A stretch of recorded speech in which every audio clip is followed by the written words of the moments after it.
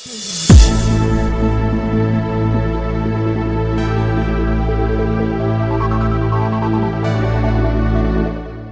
Class में हम लोग केमिकल काइनेटिक्स स्टार्ट करेंगे। केमिकल काइनेटिक्स में बेसिकली हम लोग देखते हैं कि कोई पर्टिकुलर रिएक्शन कितने टाइम में कंप्लीट हो रही है। मींस अगर ये केमिकल रिएक्शन है तो ए से सी बनने में ए प्लस बी डिवाइड करके अगर सी या डी बना रहे हैं तो उसमें कितना टाइम लगेगा, ये हम केमिकल काइनेटिक्स में देखेंगे। केमिकल काइनेटिक्स में हम rate of chemical reaction calculate करते हैं। ठीक है, जैसे ये पर्टिकुलर रिएक्शन है अपने पास और मान लीजिए इनका स्टार्टिंग का कॉन्सेंट्रेशन ये है और इनका बी है और ये 0 0। ठीक है, ये एट टी इक्वल टू 0 पे, तो at T equal to T पे यहाँ आगे निकले a माइनस ए एक्स। ठीक है ना, इससे कितना निकलेगा आप बताइए, b माइनस बी एक्स, ये मान लीजिए सी एक्स बन गया और ये मान लीजिए डी एक्स बन गया। ठीक है, तो अगर t टाइम के बाद हम लोग रेट लिखना चाहते हैं, जैसे अगर इसकी रेट लिखते हैं तो क्या लिखेंगे आप, डी जो हमारा AT है t टाइम के बाद क्या है, कॉन्सेंट्रेशन ए का t टाइम के बाद क्या है, a माइनस ए एक्स है। ठीक है ना, अब इसको t के रिस्पेक्ट में डिफ्रेंशिएट करते हैं तो क्या हो जाएगा, dA by D T, a constant है, इसको डिफ्रेंशिएट करेंगे तो 0 आ जाएगा, minus A D X by D T. तो यहाँ से D X by D T क्या आ गया, minus 1 by A D A by D T. ठीक है, बेसिकली x है क्या, स्टार्टिंग का कॉन्सेंट्रेशन ये था ना, तो जो x है ना वो क्या है, डिग्री ऑफ डिसोसिएशन है, मतलब पर मोल x डिसोसिएट हो रहा है। तो इनका a था तो a मोल से कितना निकल गया ax, इनका b था तो b मोल से कितना निकलेगा bx। वैसे भी देखिए ना, a से b चाहिए तो ax से कितना चाहिए बताइए, bx चाहिए। ठीक है ना, a से c बन रहा है तो ax से क्या बनेगा, cx। ठीक है ना, तो dx बाई डी टी मतलब जो x निकल रहा है किस रेट से निकल रहा है, per unit time dx by D T क्या आया, minus A D A by D T. ठीक है ना, अच्छा b का निकालते हैं ऐसे ही, bt क्या होगा बताइए t टाइम के बाद, bt t टाइम के बाद होगा b minus B X, differentiate किया D B by D T, b को डिफ्रेंशिएट किया तो 0 हो जाएगा, कांस्टेंट है minus B D X by D T है ना। तो D X by D T फिर बताइए क्या आ गया, D X by D T आपका आ गया minus 1 by B D B upon D T. Minus इसलिए आ रहा ना क्योंकि ये कंज्यूम हो रहा है। ठीक है ना, तो D X by D T minus 1 upon D A by D T, D X by D T minus 1 upon B D B by D T, ये दोनों तो आपस में इक्वल ही होंगे ना। यहाँ पे भी हमने D X by D T निकाला है, यहाँ से भी D X by D T निकाला है। ठीक है, अच्छा सी का निकालते हैं।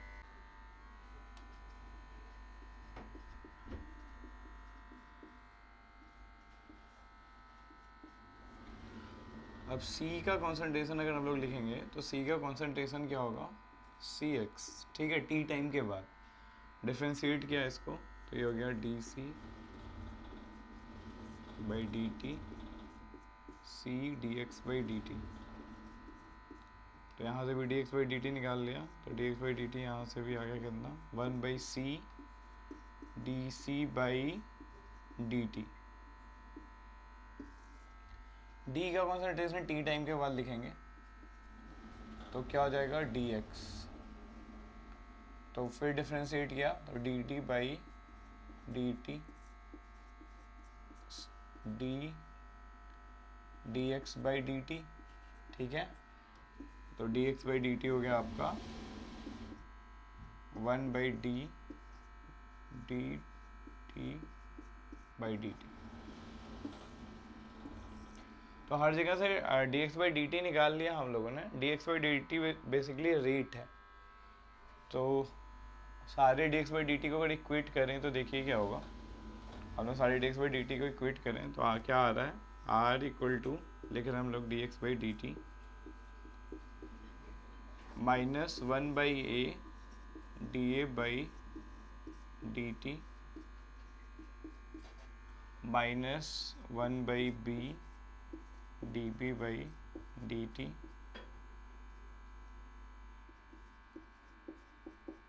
One by C D C by D T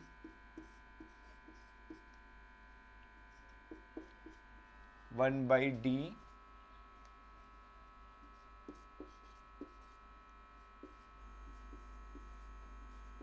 D T by D T. ठीक है, तो हो क्या रहा है कि जो रेट है ना, जो कोफिशिएंट वो डिवीजन में आ रहा है। जैसे यहाँ पे कोफिशिएंट ए था तो ये 1 बाई ए हो गया D A by D T.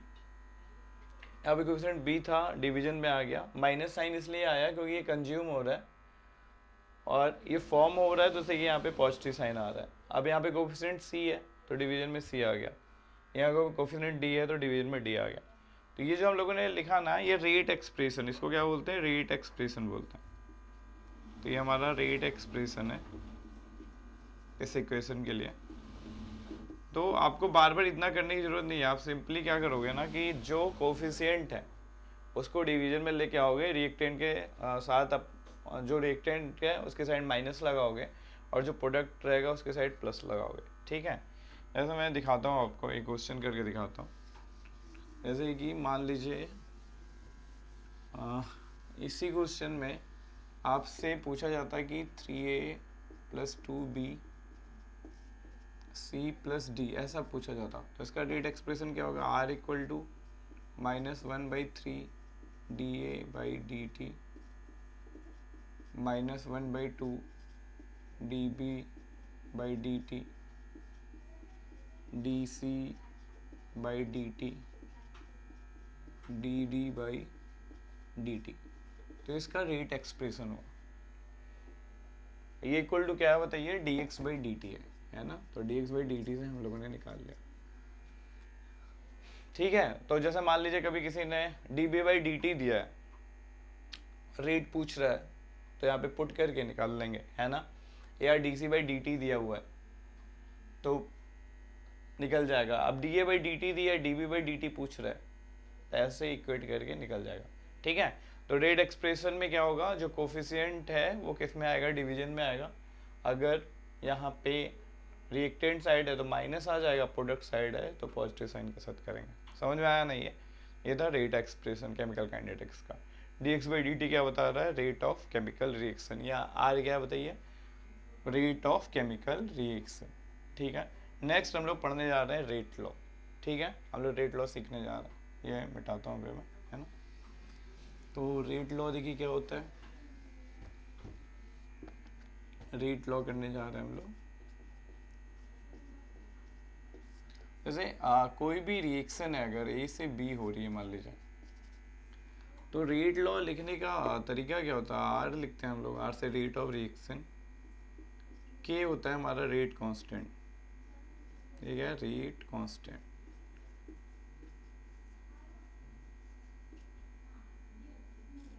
ये क्या है, रेट ऑफ रिएक्शन है ये।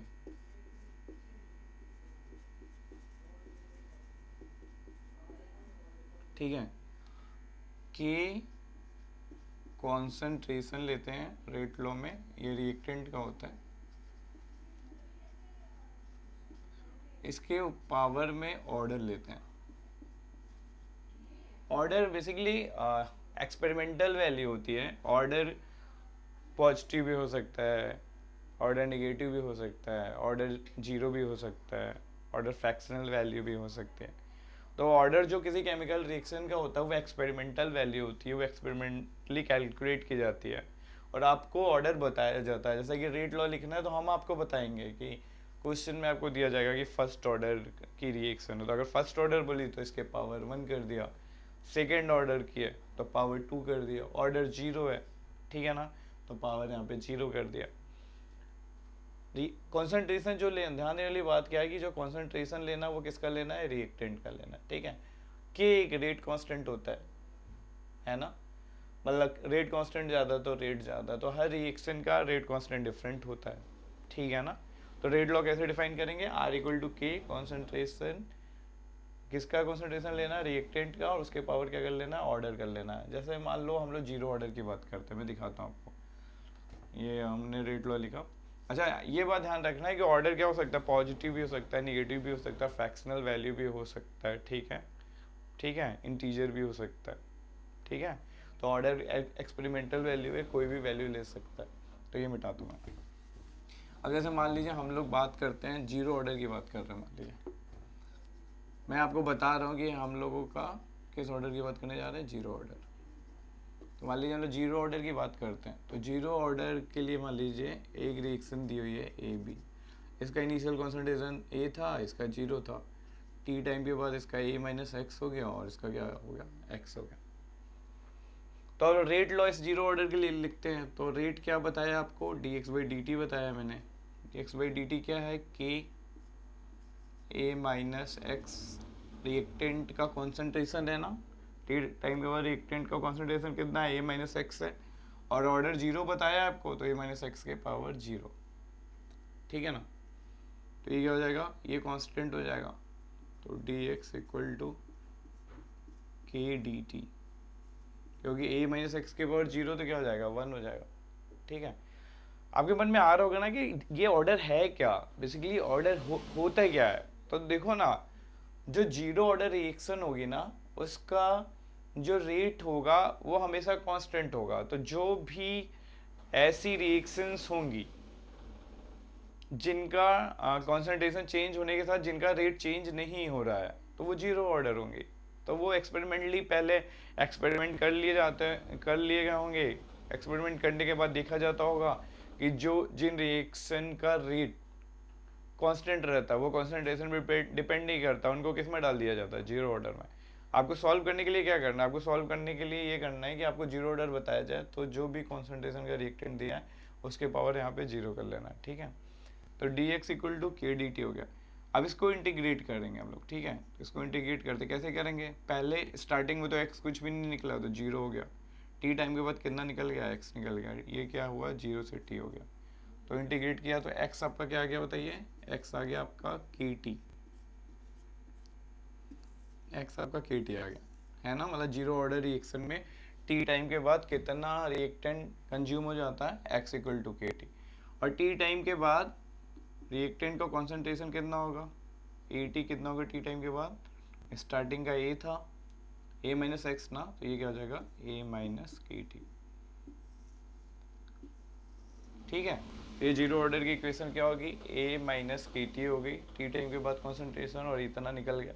अब हाफ लाइफ हम लोग डिफाइन ऐसे करते हैं कि हाफ लाइफ का मतलब होता है वो टाइम जिसमें रिएक्टेंट अपने इनिशियल अमाउंट का क्या हो जाए, हाफ हो जाए। जैसे अगर ए लिया है तो क्या बन जाए, ए बाई टू हो जाए, इनिशियल अमाउंट का आधा हो जाए, ठीक है ना। तो अगर हाफ लाइफ हम लोग निकालने की कोशिश करते हैं, हाफ लाइफ देखें, तो हाफ लाइफ के लिए क्या करना है बताओ, आधा हो जाए, मतलब ए टी को क्या कर दें, ए बाई टू कर दें। क्या कैसे डिफाइन किया कि अपने इनिशियल जो आपने इनिशियल अमाउंट लिया है उसका हाफ हो जाए। इनिशियल अमाउंट क्या था, ए था, इनिशियल अमाउंट का हाफ ए बाई टू, ठीक है। तो A by two equal to A minus K T, तो टी हाफ क्या हो गया, ए बाई टू के। तो जीरो ऑर्डर का हाफ लाइफ का इक्वेशन क्या होता है, ए बाई टू के होता है। समझ में आया क्या किया, इसको इधर ले गए उसको इधर ले गए। तो ये हम लोगों ने डिफाइन कर दिया, जीरो ऑर्डर के लिए x equal to K T होगा, टी टाइम के कॉन्सेंट्रेशन ए माइनस के टी होगा और T half A by two के होगा। मतलब जीरो ऑर्डर का हाफ लाइफ किसके डायरेक्टली प्रोपोर्शनल होता है, इनिशियल कॉन्सेंट्रेशन के, ठीक है। ऐसे डिराइव कर लिया, ये इक्वेशन हमारे काम की है सारी, ठीक है। ऐसे ही अब हम लोग फर्स्ट ऑर्डर डिफाइन करने जा रहे हैं, फर्स्ट ऑर्डर डिराइव करते हैं। फर्स्ट ऑर्डर देखिए, यहाँ पे फर्स्ट ऑर्डर कर देता हूँ।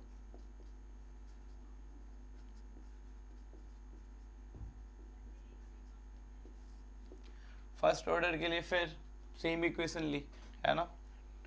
अब dx बाई डी टी लिखा, dx बाई डी टी के ए माइनस एक्स, अभी बताइए कि पावर 1 हो जाएगा। क्यों पावर 1 किया? क्योंकि ऑर्डर अभी क्या है, फर्स्ट ऑर्डर है, ठीक है ना। पता है कुछ भी कोई भी टॉपिक पढ़ो ना तो बहुत आसान करके पढ़ो। मैंने देखा है ना कि मैक्सिमम टाइम पे हम लोग करते क्या है ना, चीज़ों को खुद से कॉम्प्लिकेटेड कर देते हैं। कॉन्सेप्ट क्या होते हैं, बहुत सिंपल होते हैं और आसानी से आ जाते हैं, कुछ भी टफ नहीं है। जैसे काइनेटिक्स ही क्या है, सिंपल सा मैं सिखा दे रहा हूँ, आसानी से उसको सीखो, खूब सारे क्वेश्चन सॉल्व करो। जो भी तुम्हारे पास मटेरियल अवेलेबल है उससे खूब सारे क्वेश्चन सॉल्व करो। अगर तुम्हारे पास क्वेश्चन नहीं है मुझे मेल करो, मैं तुम्हें क्वेश्चन भेज दूंगा, नहीं तो मेरी साइट पे जाके क्वेश्चन डाउनलोड कर लो। लेकिन कॉम्प्लिकेटेड करके कुछ भी छोड़ो मत, बहुत सिंपल सा होता है। बस डेली थोड़ा थोड़ा पढ़ना होता है, डेली 4-5 घंटे टाइम निकाल के अपनी जितनी मस्ती करनी ही करते रहो। मस्ती करने के लिए तुम्हें कोई नहीं रोक रहा है, अपनी मस्ती करो, खेलो कूदो, खुश रहो, लाइफ एंजॉय करो। बस 4-5 घंटे पढ़ाई के लिए डेली के निकाल लो, उतना सफिशियंट है। मैं ये नहीं बोल रहा हूँ कि 12 घंटे पढ़ो, 15 घंटे पढ़ो, क्योंकि फिजिबल नहीं होता। कोई भी नॉर्मल जो ह्यूमन है, जो इंसान है ना, वो 15 घंटे नहीं पढ़ता। पढ़ता है पेपर के टाइम पे पढ़ता है, जब पेपर आएगा तो तुम भी 12 से 15 घंटे पढ़ लोगे, नो डाउट। लेकिन जो नॉर्मल डेज हैं उसमें अपने को कितने चाहिए, 4-5 घंटे चाहिए। उतने घंटे फुल एनर्जी से निकाल लो, मोटिवेटेड होगे, है ना। दुखी हो जाओगे तो फिर कोई फ़ायदा नहीं है, खुश रहो। ये समझ लो कि 4-5 घंटे पढ़ना है, ठीक है। तो ये हम लोगों ने क्या कर लिया बताओ, a माइनस एक्स के पावर 1 क्यों किया, क्योंकि फर्स्ट ऑर्डर है। अब इसको लिखते हैं D X by A minus x, और ये क्या हो गया बताओ, के डी टी हो गया। फिर इंटीग्रेट करेंगे ऐसे ही, ये 0 से x किया, ये 0 से क्या किया, t किया, ठीक है ना। तो D X by A minus X क्या होगा बताओ, L N A minus X होगा। और यहाँ पे माइनस है ना, x का कोफिशिएंट अगर माइनस है ना तो इंटीग्रेशन की ट्रिक बताता हूँ। जैसे होता ही है ना कि देखो यहाँ पे लिख रहा हूँ, D X by x basically क्या होता है, एल एन एक्स होता है, तो वो मैंने लगाया। लेकिन यहाँ पे x का कोफिशिएंट अगर माइनस है ना तो एक माइनस पहले ऑलरेडी लेके आएंगे, तो ये माइनस यहाँ लेके आ गए। और यहाँ पे क्या है, K T, D X by A minus X का L N A minus X हुआ, और x का कोफिशिएंट यहाँ पे एक माइनस है तो उसको पहले लेके आए। ऐसा होता है, इंटीग्रेट करोगे तो ऐसे आएगा, ठीक है ना। ठीक, अब इसकी लिमिट क्या रखनी है बताओ, इसकी लिमिट रखनी है ना 0 से x रखना है, और इसको 0 से क्या रखना है बताओ, 0 से t रखना है। तो अभी क्या हो जाएगा, माइनस पहले x रखा तो क्या हो गया, एल ए माइनस एक्स, फिर 0 रखा तो क्या हो गया, minus L N A equal to K T. Minus अंदर लेके गए तो ये किस में कन्वर्ट हो गया बताओ, L N A by A minus X equal to K T, ठीक है। अब जो एल एन है वो कितना है बताओ, बेस इसका ई है, और हमारे पास जो इक्वेशन होती है, जो लॉग टेबल होती है वो बेस 10 पे होती है। तो उसको बेस 10 में बदलने के लिए कैसे लिख लेते हैं, 2.303 log A by A minus X equal to ये क्या बताओ आप, के टी।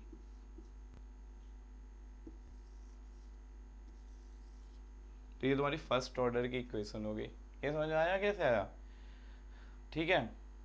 या फिर क्या कर लो, यहाँ से टी उठा के यहाँ ला के डाल देते हैं, 2.303 by T log A by A minus X equal to क्या हो गया, के। तो ये किसके लिए निकाल लिया बताओ आपने, ये निकाला फर्स्ट ऑर्डर के लिए। फिर तुम्हें बताया था हाफ लाइफ क्या होता है, हाफ लाइफ वो होता है जब कोई रिएक्टेंट अपने इनिशियल कॉन्सेंट्रेशन का क्या हो जाता है, इनिशियल अमाउंट का हाफ हो जाता है।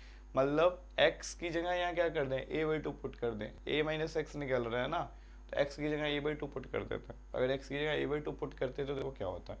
अच्छा मैं ये मिटाऊँ ना, ठीक है ये मिटा रहा हूँ। तो x की जगह अगर a/2 पुट किया तो देखो ना तुम्हारे पास k कितना है, तुम्हारे पास जो k है तुम्हारे पास 2.303 by T log A I A minus x है। अब अगर तुम x की जगह a/2 पुट कर रहे हो तो क्या होता है, देखो ना, एक्स की यहाँ a/2 पुट कर रहे तो क्या हो जाएगा, k इक्वल टू 2.303। अब a/2 पुट कर रहे हो मतलब हाफ लाइफ निकाल रहे हो, मतलब log a minus x a/2 हो जाएगा। तो ये 2 ऊपर चला गया, a से ही कट गया, तो कितना आ गया 2.303 log 2। 2.303 इंटू log 2 कितना होता है 0.693 by k, 0.693 by T half, ये आया ना। यार टी हाफ क्या आ गया, देखो टी हाफ आ गया 0.693 बाई के। मीन्स हाफ लाइफ जो फर्स्ट ऑर्डर का होता है वो इनिशियल कॉन्सेंट्रेशन पे डिपेंड नहीं करता।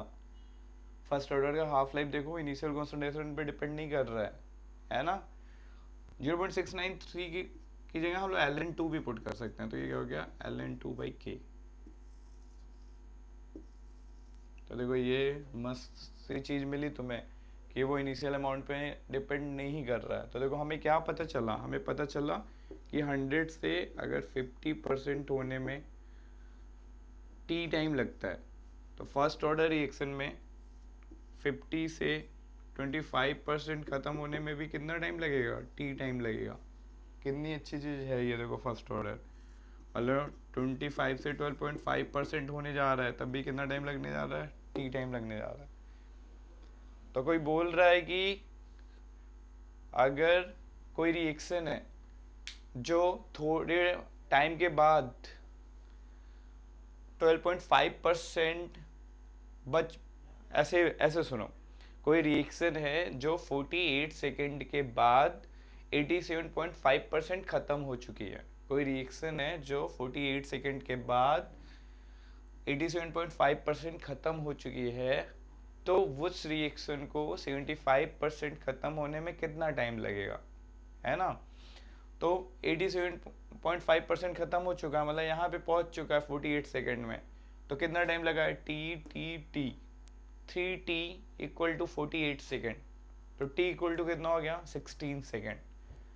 t plus T plus T 3t 48 second है, तो t इक्वल टू 16 सेकेंड। फिर मैंने पूछा 75% खत्म होने में कितना टाइम लगेगा, तो 75% मतलब यहाँ तक, तो यहाँ पे कितना लगा है 2t, तो मतलब कितना लगेगा 32 सेकेंड लगेगा। सही था ना। एक क्वेश्चन फिर, एक रिएक्शन है जिसको 50% कंप्लीट होने में 10 सेकेंड लगता है।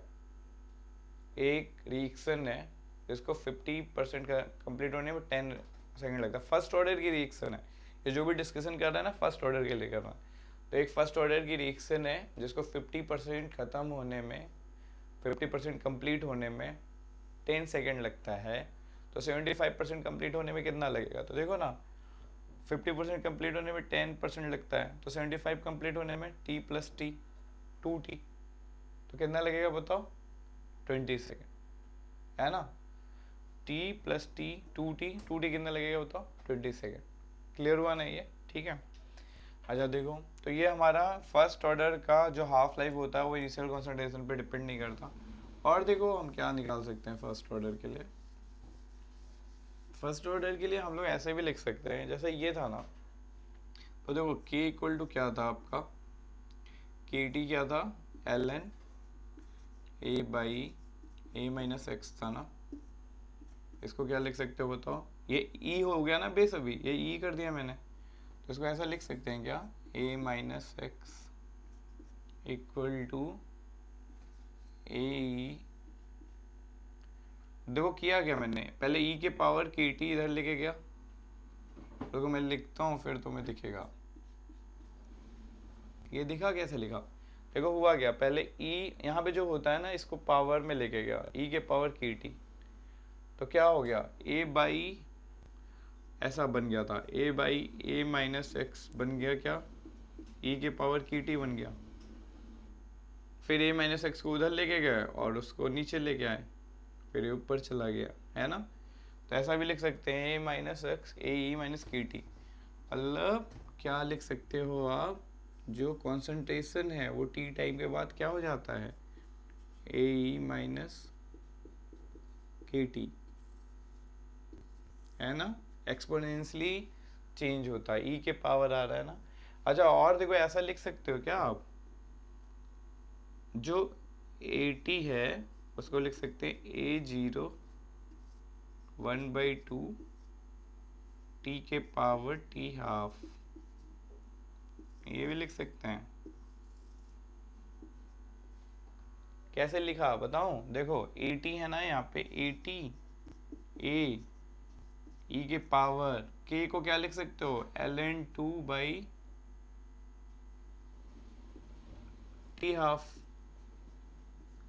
इंटू टी है ना। e के पावर माइनस ln2 क्या होगा,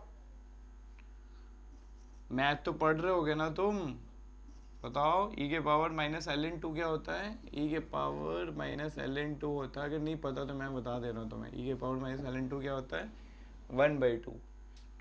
तो ये कितना हो गया, 1/2 t के पावर t हाफ, ठीक है। तो ये अपना फर्स्ट ऑर्डर के लिए ऐसे लिख सकते हैं। ये इक्वेशन यूज हो जाती है, ये कर लो, ये इससे बन जाए, ये सॉल्व कर लो, नहीं ये ले लो या ये यूज कर लो, ठीक है। जिससे बने उससे बना लो, ठीक है ना। ये हमारा फर्स्ट ऑर्डर हो गया। अब हम सेकंड ऑर्डर पे आते हैं, ठीक है। मिटाता हूँ इसे, फर्स्ट ऑर्डर के लिए लिख लिया। फर्स्ट ऑर्डर का जो हाफ लाइफ है वो कॉन्सेंट्रेशन पे डिपेंड नहीं कर रहा, ठीक है, कांस्टेंट है वो।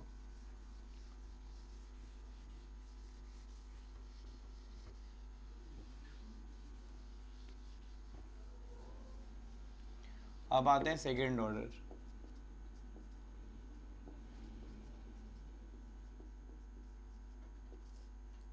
सेकंड ऑर्डर है, ए से बी हो रहा है, ये माइनस एक्स हो गया और ये एक्स हो गया। अभी सेकंड ऑर्डर की बात करी तो फिर सेकंड ऑर्डर क्या हो जाएगा बताओ, dx/dt के a माइनस एक्स का स्क्वायर। क्यों लिख दिया स्क्वायर, क्योंकि सेकंड ऑर्डर है तो के उसके पावर क्या हो जाएगा बताओ, उसके पावर 2 हो जाएगा, ठीक है ना। फिर इसको करते हैं तो क्या हो जाएगा, dx/a माइनस एक्स का स्क्वायर, ये हो गया के dt। अब इसको इंटीग्रेट करते हैं। अब देखो इसको इंटीग्रेट कैसे करेंगे, होता क्या ना कि अगर 1/x के पावर n का इंटीग्रेशन कर रहे हो ना, तो ये क्या हो जाता है, x minus N plus one, ये n+1, ठीक है ना, ये कर लिया। तो यहाँ पे भी ऐसा करेंगे, ठीक है। तो यहाँ पे करते हैं ऐसा, तो क्या हो जाएगा बताओ, a minus x minus 2 plus 1 minus 2 plus 1, ठीक है ना। और एक बात देखो ना, बताया था ना पहले भी कि यहाँ पे x का एक कोफिशिएंट माइनस है ना, तो माइनस पहले से लगा देंगे, ठीक है ना। माइनस है ना यहाँ पे, तो माइनस पहले से लगा दिया, तो ये माइनस पहले से लगा दिया है। तो ये क्या होता है, जीरो से, ये जीरो से x होता है, जीरो से t होता है, ये जीरो से x होता है, ये क्या होता है बताओ, जीरो से t,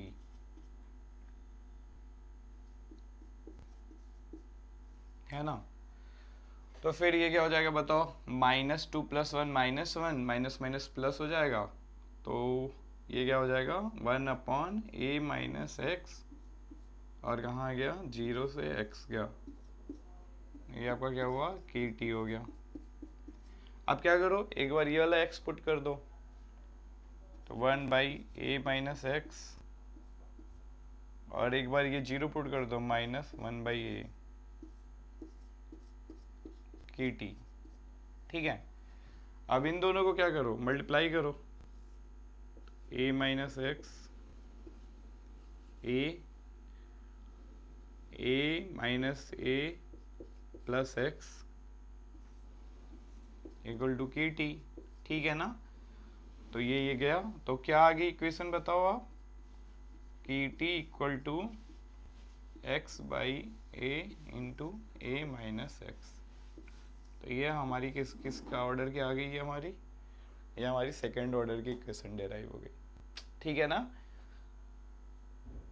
x कैसे आया ये सब देख लिया ना, ठीक है। तो ये हमारी सेकंड ऑर्डर की क्वेश्चन है। तो सेकंड ऑर्डर का की क्या हो जाएगा, x इक्वल टू टी को नीचे लेते आएंगे तो 18 टू a माइनस एक्स, ठीक है।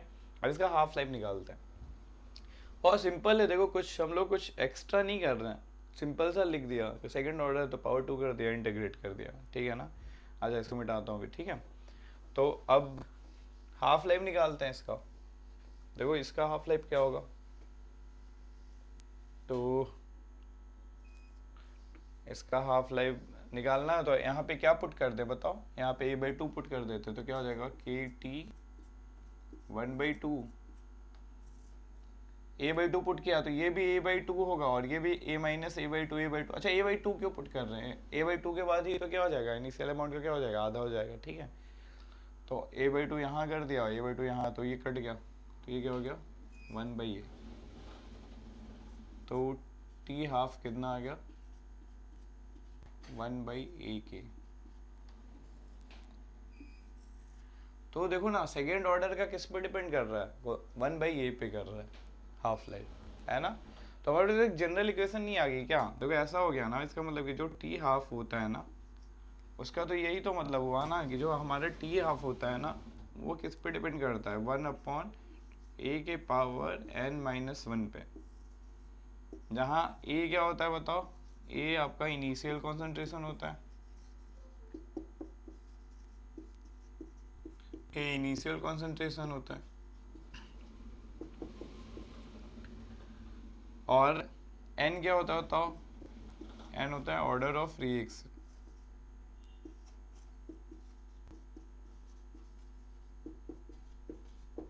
अब जैसे देखो ना, अगर जीरो ऑर्डर की बात करते थे हम लोग, जीरो ऑर्डर पुट किया तो टी हाफ क्या हुआ, ए के डायरेक्टली प्रोपोर्शनल हो गया, एन जीरो पुट किया तो ए के पावर -1, जीरो ऑर्डर के ए का डायरेक्टली प्रोपोर्शनल हो गया, एन 1 पुट किया फर्स्ट ऑर्डर के लिए, एन जीरो पुट किया तो डायरेक्टली प्रोपोर्शनल हो गया, 1 पुट किया तो 1 - 1 जीरो हो गया तो कांस्टेंट हो गया टी हाफ, है ना। एन 2 पुट किया 1/a हो गया, ठीक है ना। तो सेकेंड ऑर्डर में किस पे डिपेंड करता है 1/a पे, एन 1 पुट किया तो कांस्टेंट हो गया, जीरो ऑर्डर पुट किया तो डायरेक्टली प्रोपोर्शनल हो गया। थर्ड ऑर्डर में किस पे डिपेंड करेगा, एन 3 पुट करके देख लो, 3 - 1 2, 1/a² पे करेगा। टेंथ ऑर्डर पे किस पे डिपेंड करेगा, 10 - 1 9, तो 1/a के पावर 9। तो ये अपने को मिल गया, ये जनरल एक टूल मिल गया कि हाफ लाइफ कैसे डिपेंड करता है कॉन्सेंट्रेशन पे डिफरेंट ऑर्डर में। जैसे एक बार एन जीरो पुट किया, 1 पुट किया, 2 पुट किया, तो ये समझ में आया ना तुम्हें, ठीक है ना, यहाँ तक समझ में आ गया, ठीक है। आगे बढ़ते हैं। अब जैसे कभी भी होगा क्या कि मान लो तुम्हें कॉन्सेंट्रेशन नहीं दिया है, प्रेशर दिया है, मान लो फर्स्ट ऑर्डर की बात करते हैं।